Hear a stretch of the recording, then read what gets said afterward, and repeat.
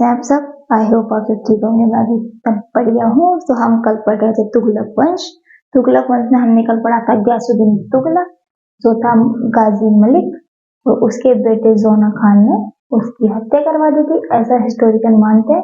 पर ये इसमें सच्चाई नहीं है, या तो ये एक एक्सीडेंट भी हो सकता है या फिर सोची समझी साजिश भी हो सकती है। तो अब आज हम पढ़ेंगे उनके बेटे जोना खान। जोना खान ने अपना नाम बदल के क्या किया था? उन्होंने अपना नाम बदल किया था गयासुद्दीन तुगलक के बेटे मोहम्मद बिन तुगलक। पहले क्या हुआ करता था कि सब नाम बदलते थे, जैसा भी कोई सुल्तान बनेगा तो वो अपना नाम बदलेगा। तो इसका रियल नाम था जोना खान, इसने नाम बदल के करा मोहम्मद बिन तुगलक। अब मोहम्मद बिन तुगलक का टाइम पीरियड था 1325 AD से 1351 AD। ठीक है। अब ये इसके दो, ऐसा तो बहुत अच्छा राजा था, लेकिन इसमें खामियां बहुत थी। खामियां क्या थी?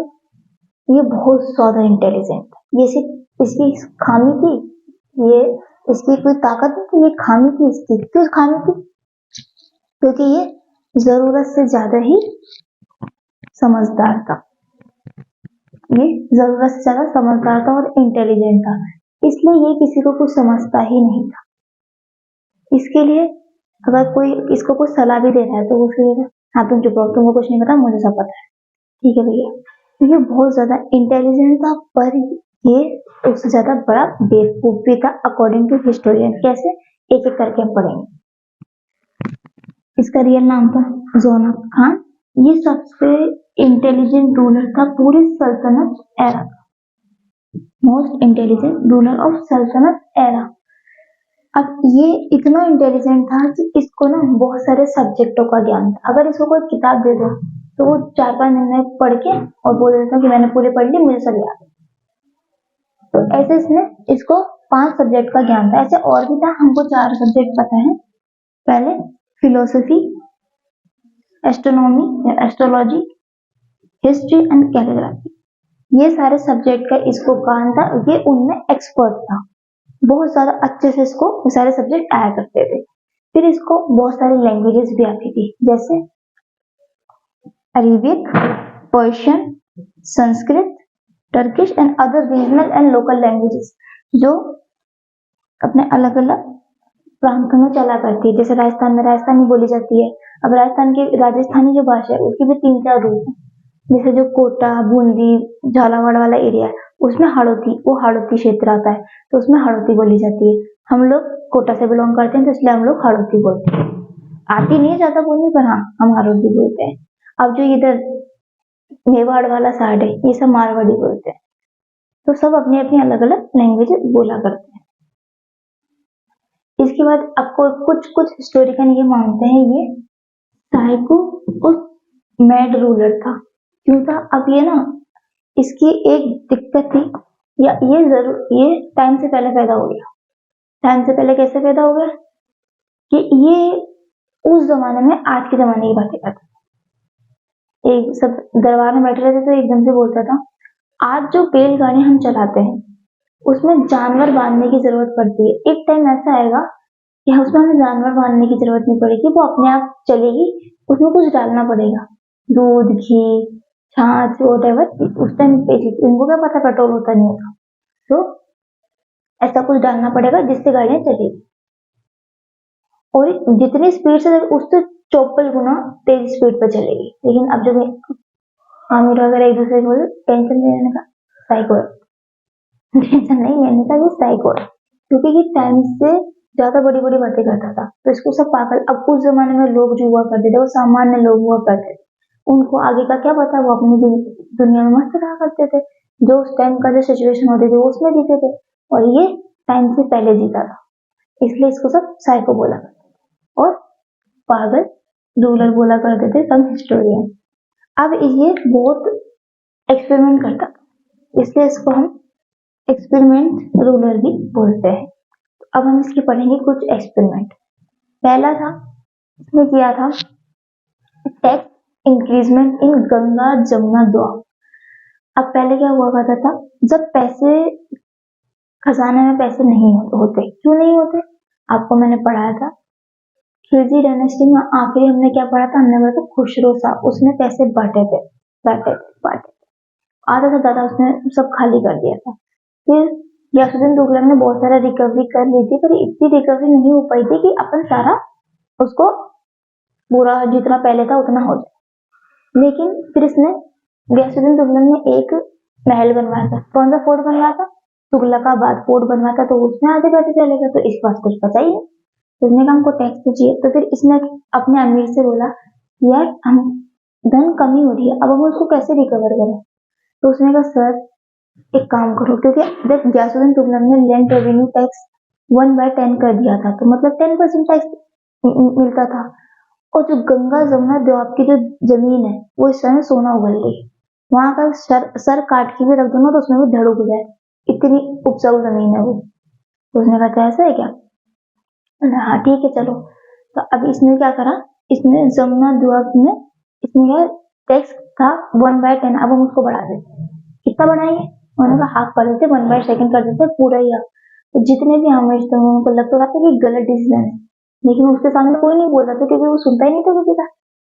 अगर कोई कुछ बोलना भी रहता था, तुझे कुछ नहीं पता तू चुप रहे, ठीक है भैया नहीं पता, इसलिए कोई उससे कुछ कहता ही नहीं था। ठीक है हाँ ओके सर, बस इतना बोलते थे सब।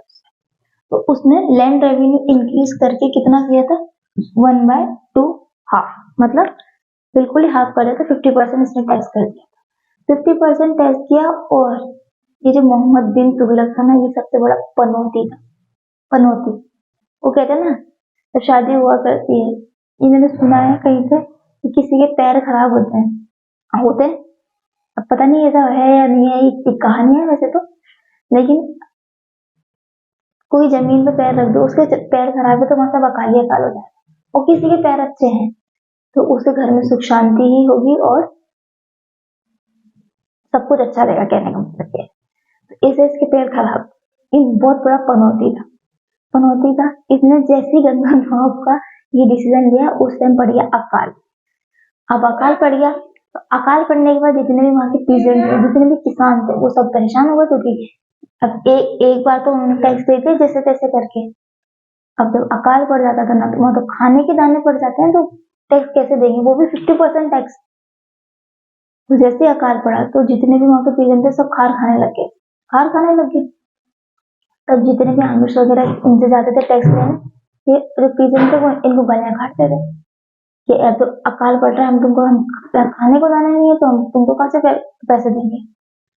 तो आमिर बोले कहते हम कुछ नहीं जानते, हम तो सिर्फ मोहम्मद बिन तुगलक का हुक्म बजा रहे हैं, जो उसने बोला है तो वो कर, इसमें हमारी क्या कोई गलती नहीं। तो एक दिन एक पीजेंट मतलब एक किसान जुगाड़ बिठा के कैसे ना कैसे करके मोहम्मद बिन तुगलक के दरबार तक पहुंचा। पहले वो बहुत अच्छी अच्छी बातें करते करते करते करते करते मोहम्मद बिन तुगलक के सामने चला गया। जैसे ही सामने चला जाता, पहले तो प्यार से बात करता, फिर एकदम वो गुस्से में आता, एक काम कर, उठ अपनी जगह से और मुझे मार दे, तलवार निकाल अपने और मार दे। तो अभी मोहम्मद बिन तुगलक का कभी कभी समझ में नहीं आता था, कभी तो बहुत निच्चौर बातें करता था, कभी ये बिल्कुल ऐसी बातें करता था बिलकड़ी, जिसमें कोई सेंस नहीं था, साइको वाली बिल्कुल पागल वाली हरकतें करता था, और कोई बहुत समझदारी से काम लेता था। तो उस टाइम वो उठा जबरदस्ती कि बाबा आप ऐसे क्यों बोल रहे हो, मैं क्यों मारूंगा आप लोगों को, मैं क्यों किसी को मारूंगा। तो बोला जब तू ये टैक्स लेके वैसे हमको डेली मार रहा है, एक ही बार में मार के काम ही खत्म कर दे। उसने कहा क्यों ऐसा क्यों, आप ऐसा क्यों बोल रहे हो। उसने कहा हमारे यहाँ अकाल पड़ा हुआ 1 साल से, क्योंकि आपके यहाँ बारिश नहीं हुई, नहीं हुई बारिश। तो फिर उसने अपने आमिर की तरफ देखा, तुमने मुझे क्यों नहीं बताया, सच्ची बात है। बोला हाँ सच बात है। नहीं तुमने मुझे क्यों नहीं बताया कि सर आप सुनते ही कहाँ जो हम आपको बताए। तो उसने कहा ठीक है आप परेशान मत हो, मैं आपके साथ चलता हूँ, मैं देखूंगा वहां पे जो स्थिति रहेगी। तो वहां जाता है उसके साथ 8-9 महीने तक ये उनके साथ वहां पूरे घूमता है, सब देखता है कि कैसे क्या हो रहा है, कितना समस्या है। फिर ये एक लोन देता है पीजेंट्स को, उसको बोलते हैं सोनधर। सोनधर लैंड रेवेन्यू मतलब एग्रीकल्चर लोन देता है, जो आजकल तो सब फ्री है। आजकल भी एक कार्ड मिलता है जो किसान होते हैं उनको, कि आप ले सकते हैं। ऐसे पहले इसने लोन दिया था पीजेंट को, उसका नाम क्या था, सोनधर, सोनधर नाम था। फिर इसने बहुत सारी कोशिश करी कि जो इनफर्टाइल लैंड है उसको हम फर्टाइल बना सके, लेकिन ये कामयाब नहीं हो पाया। फिर इसने एक एग्रीकल्चर डिपार्टमेंट बनाया था, दीवान है आमिर खोई, दीवान है आमिर खोई। जब इसने सब कुछ करने के बाद भी कोई उसमें प्रोसेस नहीं दिखा, फिर इसने कहा आग लगो तुम्हारे, मेरे को इसमें पढ़ना ही नहीं है।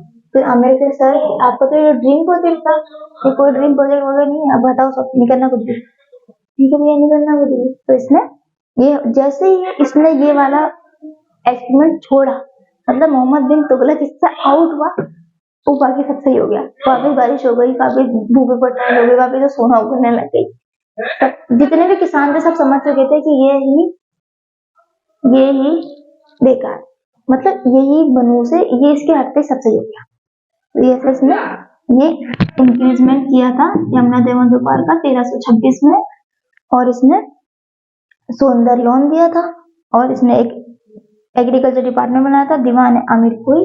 इसने ट्राई किया था कन्वर्ट करने को इनफर्टाइल लैंड को फर्टाइल लैंड में, और इसने बहुत सारे टेस्टेस को इम्पोज किया था, जैसे घरी, अवस, छरी, ये सारे टेस्ट को इसने इम्पोज किया था। इसके बाद इसका सेकंड ये था, इसने चलाई थी token currency, try to convert fertile land to fertile, ठीक है। टोकन करेंसी क्या हुआ करती थी? अब टोकन करेंसी का मतलब है, अब आज के टाइम में हम जैसे हमारे पास नोट हुआ करते हैं, तो वो कोई पैसे नहीं है, वो सिर्फ एक टोकन मनी है अपने पास।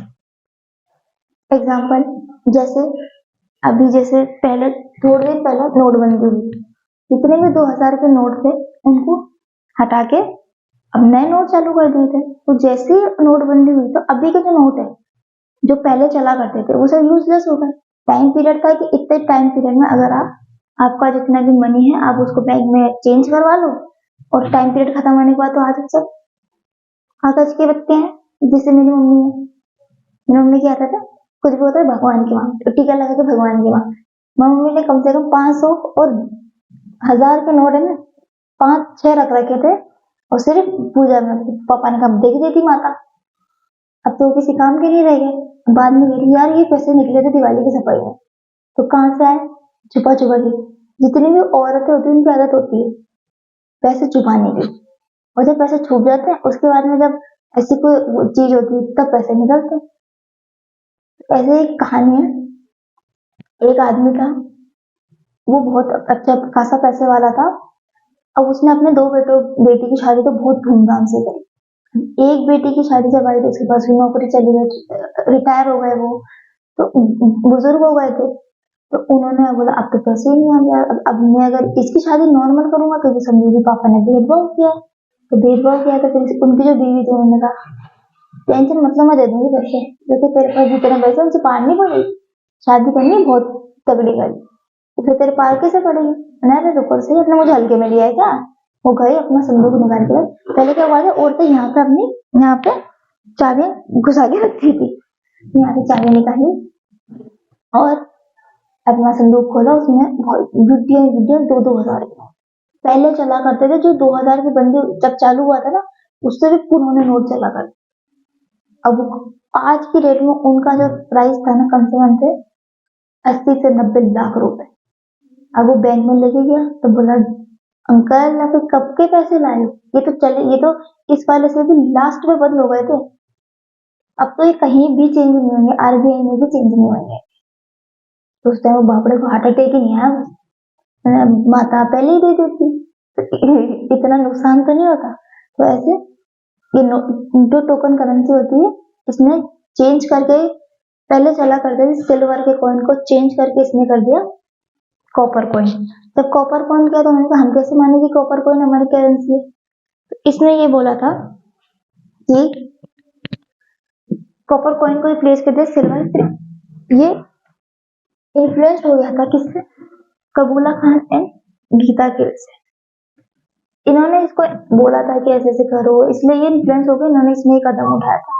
पर इसका ये जो एक्सपेरिमेंट था ये भी फेल हो गया, इसके कोई भी एक्सपेरिमेंट सफल नहीं, सारे इसके फेल हुए। And the end he decide to withdraw token currency. In the end बोल दिया अब इसने ठीक है विड्रॉ कर देते हैं टोकन करेंसी को। अब बस ये था आज का टॉपिक, अगर अच्छा लगा तो लाइक कीजिएगा, शेयर कीजिएगा, कमेंट कीजिएगा। एंड टोकन करेंसी हम कल और पढ़ेंगे, इसका पूरा आज की क्लास में इतना ही। इसके बाद का कल हम पढ़ेंगे टोकन करेंसी के और भी फैक्ट्स थे वो हम पढ़ेंगे कल, पूरा एक बार दोबारा देखेंगे और बाकी ये सब तो सेम ही था। तो अगर आपको अच्छा लगा तो लाइक कीजिएगा, शेयर कर दीजिएगा, कमेंट कर दीजिएगा, सब्सक्राइब कर दीजिएगा। स्टडी विद हिमांशु पीडीएफ मिल जाएंगे आप लोगों को। Bye bye.